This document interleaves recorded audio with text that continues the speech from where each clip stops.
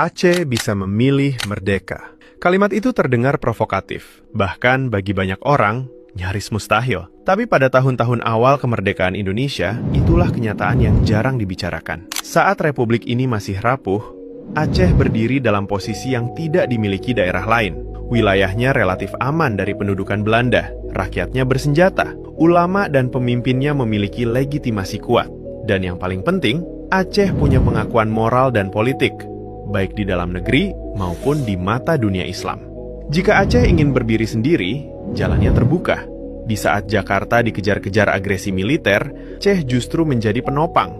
Dari tanah inilah emas dikumpulkan. Dari rakyat inilah dana dihimpun. Dari Aceh pula lahir sumbangan paling simbolik, pesawat pertama Republik Indonesia, yang menjadi alat diplomasi penting untuk menunjukkan bahwa Indonesia bukan negara gagal. Ini bukan hubungan pusat daerah biasa. Ini relasi diplomatik. Aceh tidak datang sebagai wilayah yang diterima, tapi Aceh memilih bergabung. Hubungannya dengan Republik lebih menyerupai perundingan antar mitra. Ada harapan, ada janji, ada kesepahaman yang tak tertulis. Bahwa Aceh akan dihormati, bahwa perannya diakui, bahwa identitas, agama, dan kontribusinya tidak akan dikecilkan. Namun sejarah jarang berjalan lurus. Ketika Indonesia semakin kuat dan kekuasaan mulai terpusat, hubungan itu berubah. Janji-janji terasa memudar.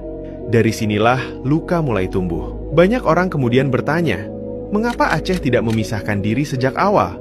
Pertanyaan itu terdengar logis, tapi jawabannya jauh lebih manusiawi. Karena keputusan Aceh bukan keputusan ego, itu keputusan ideologis. Aceh tidak memilih bergabung karena lemah, tapi Aceh memilih bergabung karena percaya bahwa Indonesia adalah proyek bersama umat dan bangsa, bukan sekedar negara administratif. Aceh melihat republik ini sebagai amanah sejarah, bukan peluang kekuasaan. Dan inilah twist yang jarang disadari. Aceh bukan daerah yang kehilangan kemerdekaan. Aceh adalah daerah yang mengorbankan kemungkinan merdeka demi sesuatu yang lebih besar.